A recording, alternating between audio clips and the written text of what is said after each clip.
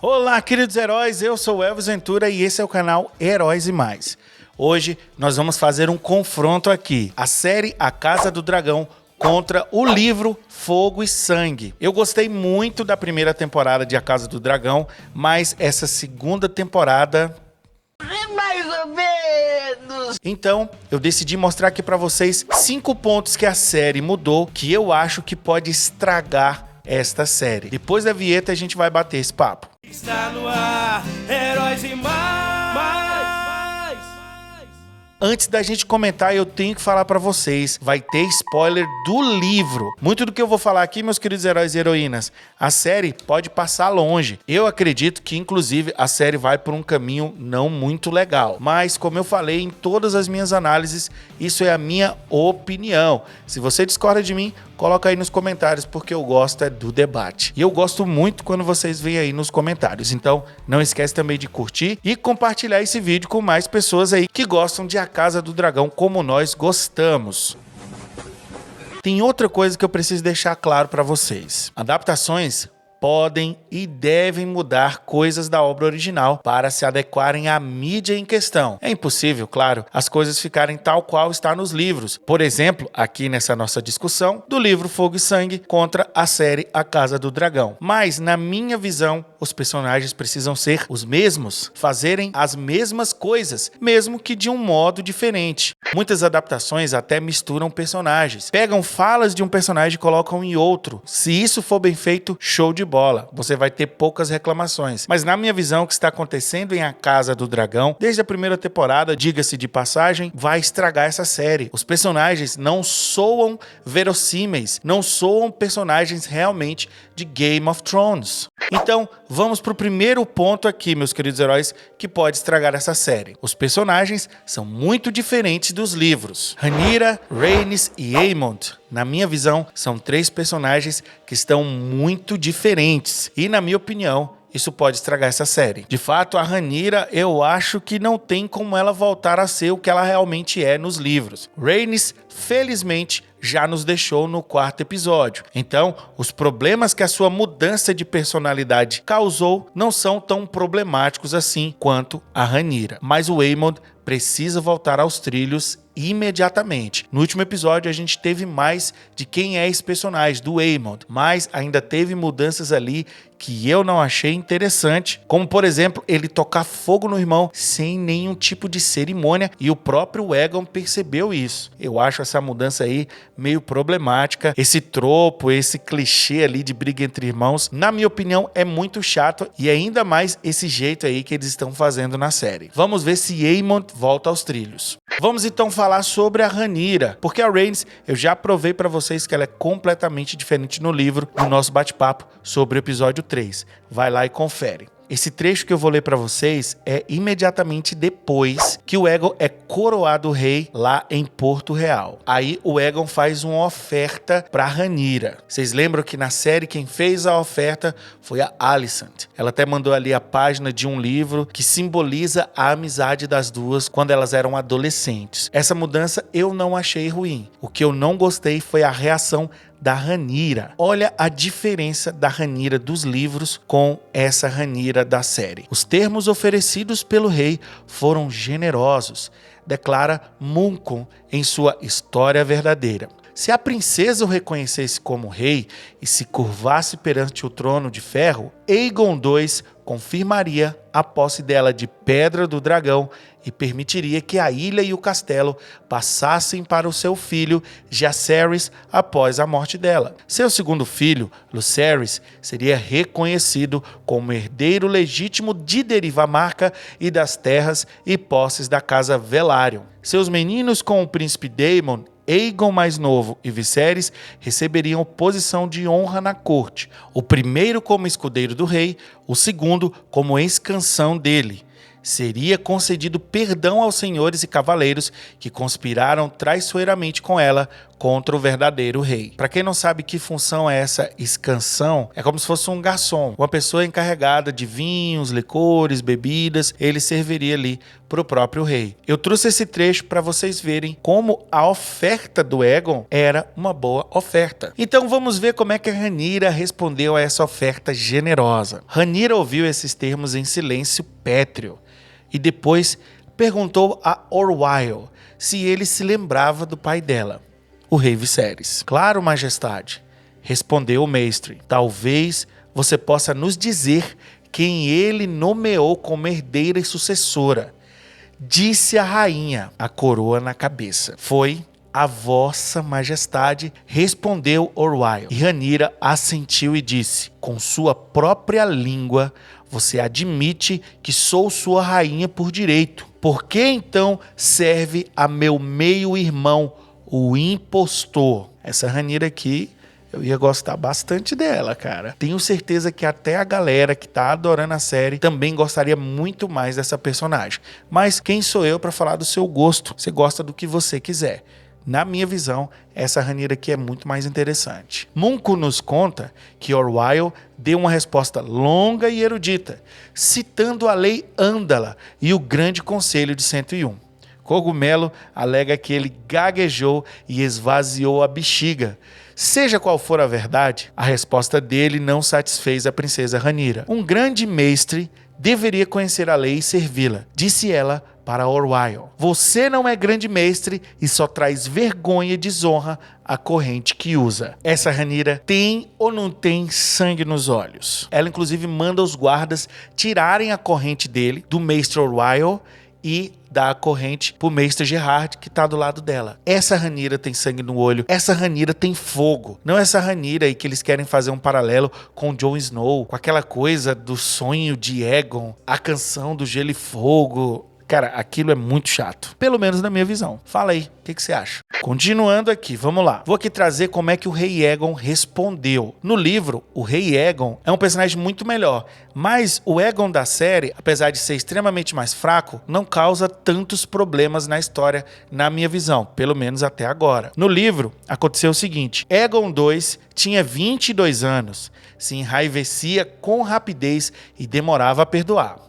A recusa de Rhaenyra em aceitar o governo dele o enfureceu. Eu ofereci uma paz honrosa a ela e a prostituta cuspiu na minha cara, declarou ele. O que vai acontecer agora é culpa toda dela. O que aconteceu em seguida foi a guerra. Prestem atenção, meus queridos heróis. A guerra começou porque a Rhaenyra acredita que ela é a rainha de direito e o Aegon, a Alicent e toda a cúpula de Porto Real acredita que o Aegon é o rei de direito e, claro, todos eles têm suas ambições. Não é muito mais interessante isso aqui do que aquilo que está sendo apresentado pra gente na série? Responda aí, eu quero saber a sua opinião. Eu acho muito melhor isso aqui. Os personagens são muito mais verossímeis. Tem muito mais a ver com Game of Thrones, pelo menos na minha visão. Muito bem, agora eu vou trazer para vocês como é que a Rhaenyra agiu depois que soube da morte do filho. Vocês lembram que a série colocou um episódio inteiro em um luto terrível e depois ela tem só uma fala no episódio. Eu quero Aemon Targaryen. Eu achei interessante até certo ponto. Eu pensei, poxa, agora ela vai ser a Rhaenyra dos livros. Mas não foi o que aconteceu.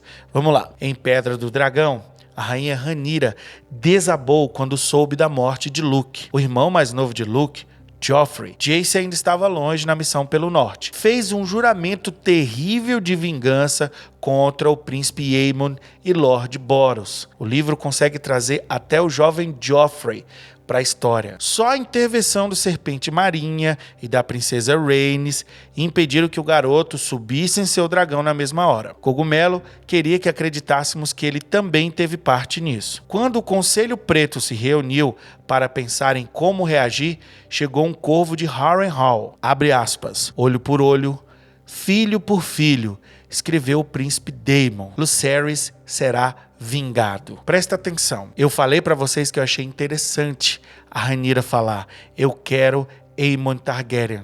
Só que isso muda completamente o que aconteceu no livro. Neste momento, Daemon já tomou Harrenhal. Quando ele soube, ele manda um corvo dizendo para Rhaenyra, um filho por um filho. Aemon é irmão do rei. Na série, até a vingança da Rhaenyra é mais elevada. O Daemon pensou, o rei matou o filho da rainha, então eu vou matar o filho dele. E a Rhaenyra soube. Qual é a resposta da Rhaenyra? Quando enfim acontece o sangue queijo, com a morte trágica do príncipe, o que a Rhaenyra faz? Nada.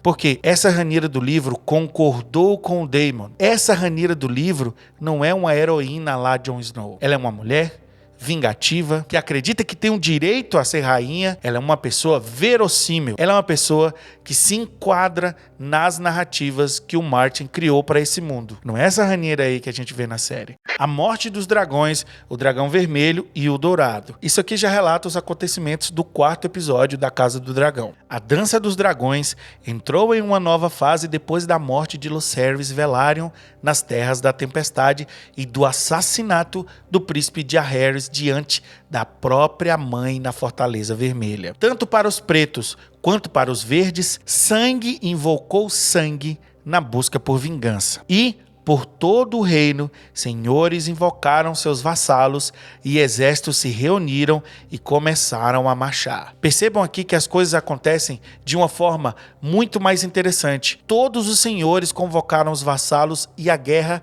já começou. Quando a Rhaenyra disse que não aceitava os acordos do rei Aegon, pronto, começou. E aí veio a morte do Luke e depois o assassinato do jovem príncipe. A guerra já começou. E olha aqui a diferença de como foi toda aquela situação em Pouso de Gralhas, que a Rhaenys, a rainha que nunca foi, e seu dragão Meleys acabaram sucumbindo. Presta atenção. O destino seguinte de Ser Criston foi Pouso de Gralhas.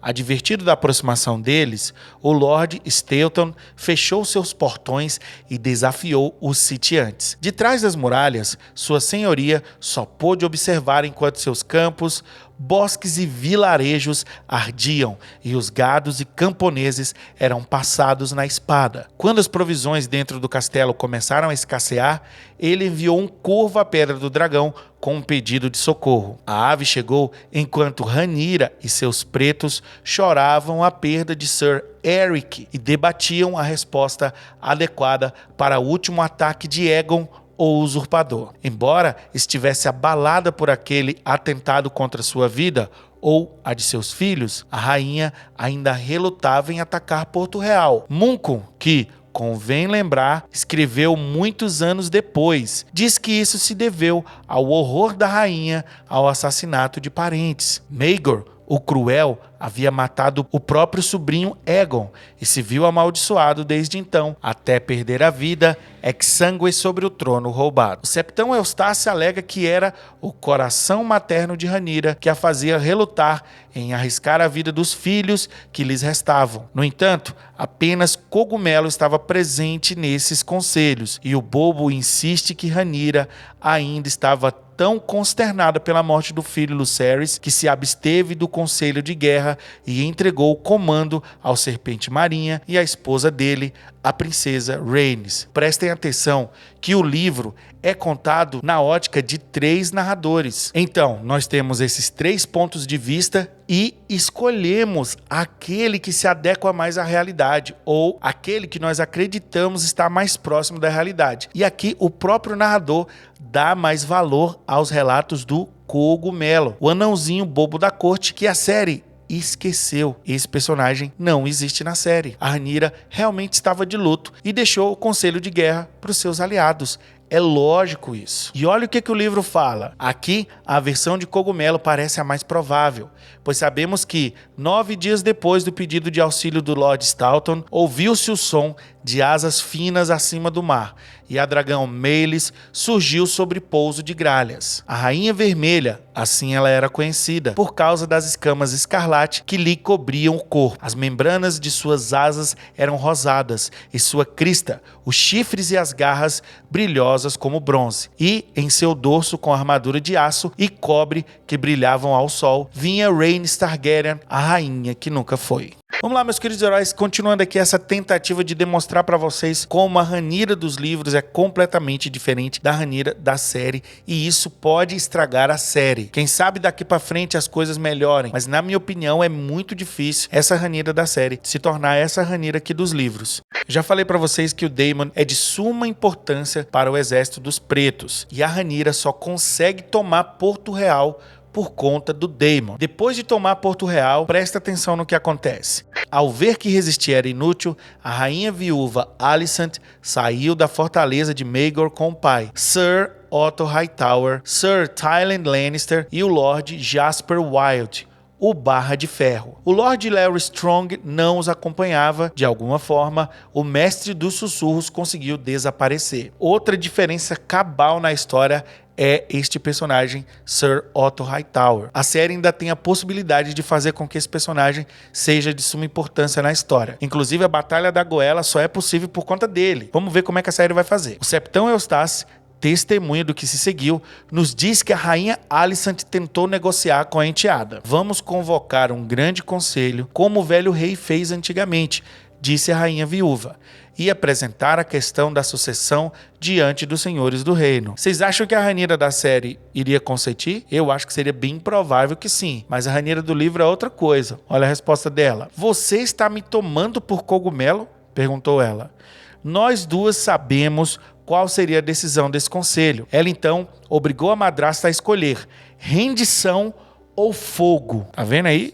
Sangue no olho. Abaixando a cabeça, derrotada, a rainha Alicent entregou as chaves do castelo e deu ordem para que seus cavaleiros e homens de armas baixassem as espadas. Pois é, meus queridos heróis, essa Rhaenyra é completamente diferente. Mas a Alicent continua, presta atenção. A cidade é sua, princesa, teria respondido ela. Mas você não a controlará por muito tempo. Os ratos fazem festa quando o gato se ausenta. Mas meu filho Aemon voltará com fogo e sangue. Os homens de Rhaenyra encontraram a esposa de seu rival, a rainha louca Helena, trancada no quarto. Mas, quando derrubaram as portas do aposento do rei, descobriram apenas a cama dele vazia e o pinico cheio. Aegon II tinha fugido e também fugiram seus filhos, a princesa Jaehaera, de 6 anos, e o príncipe Maelor, de 2, junto com Willis Phil e Rickard Thorne, da Guarda Real. Nem mesmo a rainha viúva parecia saber aonde tinham ido. E Luthor Laggart jurou que nenhum deles havia passado pelos portões da cidade. Depois que a Rhaenyra entrou no castelo, o que ela fez? Ela logo foi para o trono de ferro. E se você acha que a Rhaenyra é realmente a rainha por direito, se liga nesse trecho aqui. Segundo o Septão Eustace, a cerimônia se estendeu por toda aquela noite. Já passava da alvorada quando Rhaenyra Targaryen se levantou e desceu os degraus. E, conforme o senhor seu marido, o príncipe Daemon, a acompanhava para fora do salão, era possível ver cortes nas pernas e na palma da mão esquerda de sua graça, escreveu Eustace. Gotas de sangue caíam ao chão por onde ela passava, e homens sábios trocaram olhares. Embora ninguém se atrevesse a dizer a verdade em voz alta, o trono de ferro a rejeitara e seus dias nele seriam breves. Existe uma lenda que diz que o trono rejeita reis fracos. Não aconteceu isso com Aegon, mas aconteceu com a Rhaenyra. Eu quero saber a opinião de vocês. Rhaenyra realmente é a rainha de direito? Mas se você ainda não está convencido que a Rhaenyra dos livros, a canônica, a verdadeira Rhaenyra, escrita pelo Martin, é tão ruim quanto Aegon, tão ruim quanto Daemon, tal qual a maioria dos personagens de Game of Thrones, eu vou trazer 2 acontecimentos aqui para tentar provar para vocês. Para quem não sabe, nos livros o Aegon tem 3 filhos, os gêmeos Jaehaerys e Jaehaera e o mais novo Maelor. Se não me engano, a série tirou o filho mais novo. Então, o que eu vou narrar aqui para vocês, já é quase certeza que isso não aconteça. Para resumir para vocês, o filho mais novo, o Maelor, que tinha conseguido escapar, acaba sendo capturado e decapitado. E a cabeça da criança chega até o trono da Rhaenyra. O cogumelo, que queria bem a rainha, diz que Rhaenyra chorou quando a pequena cabeça de Maelor lhe foi apresentada diante do trono de ferro. O Septão Eustace, que não a queria nada bem, afirma que ela sorriu e deu ordem para que a cabeça fosse queimada, pois ele era do sangue do dragão. Embora não tenha havido anúncio oficial da morte do menino, a notícia se espalhou pela cidade mesmo assim. E, pouco depois, outra história apareceu também, segundo a qual a rainha Rhaenyra teria mandado entregar a cabeça do príncipe à mãe dele, a rainha Helena, dentro de um pinico. Ainda que não houvesse verdade alguma nessa história, não tardou até ela chegar a todos os lábios de Porto Real. Cogumelo alega que foi por conta do pé torto. Um homem que coleciona sussurros também pode espalhá-los. E aí? Qual relato parece mais com a Rhaenyra dos livros? O Cogumelo diz que ela chorou ao ver a cabeça do príncipe. Mas vocês lembram que o Daemon mandou matar o irmão dele? No começo ali da dança? E ela cagou pra isso. Eu acredito mais no mestre Eustace. Eu sei que ele não gosta da Rhaenyra, mas eu acho que ela pode ter olhado, meio que indiferente, e mandado queimar a cabeça do menino, porque é costume os Targaryen mandarem queimar os corpos dos parentes. Dê a sua opinião aí. Então vamos lá, último acontecimento aqui pra gente entender realmente como é que é essa personagem no livro. Tem um momento que os pretos estão praticamente vencendo a guerra. O plano dos pretos era juntar todos os dragões e matar todo mundo, inclusive o filho mais novo de Alicent, Daeron Targaryen, que monta o dragão Tessário. Presta atenção no que acontece. O Lord Corlys sugeriu que talvez o príncipe pudesse ser capturado vivo e mantido como refém. Afinal de contas, o filho mais jovem de Alicent havia acabado de completar 13 anos, mas a rainha Rhaenyra foi categórica. Ele não será um menino para sempre. Se o deixarmos se tornar um homem, mais cedo ou mais tarde, ele tratará de se vingar contra meus filhos. Presta atenção, 13 anos. Se não me engano, essa foi a idade do Luke quando ele morreu ali. Né? Tá vendo aí? Essa é a Rhaenyra, pô. Essa é a Rhaenyra que eu queria ver. Essa era a história que eu queria ver. Mas tudo bem, continuando. Esses planos logo chegaram aos ouvidos da rainha viúva e a encheram de terror. Temendo pelos filhos, a rainha Alicent se prostrou diante do trono de ferro para suplicar pela paz. E aí, a Alicent pede mais uma vez pela paz e que de alguma forma eles pudessem conviver em paz, o Aegon em um lugar e a Rhaenyra em outro. Claro que a Rhaenyra não quis. Olha só o que ela fala. Rhaenyra descartou a proposta da madrasta com desdém. Seus filhos poderiam ter desfrutado posições de honra na minha corte, se tivessem sido fiéis, declarou sua graça. Mas tentaram me privar do meu direito, e o sangue de meus belos filhos está na mão deles. Sangue bastardo derramado na guerra, respondeu Alicent. Os filhos dos meus filhos eram meninos inocentes, assassinados de forma cruel. Quanto mais precisam morrer para saciar sua sede de vingança. As palavras da rainha viúva serviram apenas para atiçar o fogo da fúria de Rhaenyra. Quem é que tem razão nessa história? Os filhos da Rhaenyra são ou não são bastardos? Você aí, que é fãzaço aí da Rhaenyra, presta atenção como essa mulher é uma mulher terrível. Ela sabe que os filhos são bastardos e olha o que ela faz. Não admito mais mentiras, advertiu ela. Fale mais uma vez de bastardia e mandarei arrancar sua língua. Essa é a personagem que eu queria. A gente não precisa concordar moralmente com o personagem para ele ser um personagem interessante. Para mim, a Rhaenyra dessa forma é muito mais interessante do que essa Madre Teresa de Calcutá que os showrunners da Casa do Dragão estão apresentando pra gente. E para completar, olha aqui. Isso que a gente acabou de ver foi na visão do mestre Eustace. O Mulcum diz o mesmo em sua história verdadeira. Mais uma vez, o cogumelo diverge. O anão pretende nos convencer de que Rhaenyra mandou cortar imediatamente a língua da madrasta, em vez de fazer uma mera ameaça. Ele continua. O bobo insiste que foi apenas a intervenção da senhora Missária, que aqui tem miséria, que a refreou. O verme branco propôs outro castigo, mais cruel. A esposa e a mãe do rei Aegon seriam acorrentadas e levadas até determinado bordel, onde seriam vendidas para qualquer homem que desejasse se satisfazer com elas.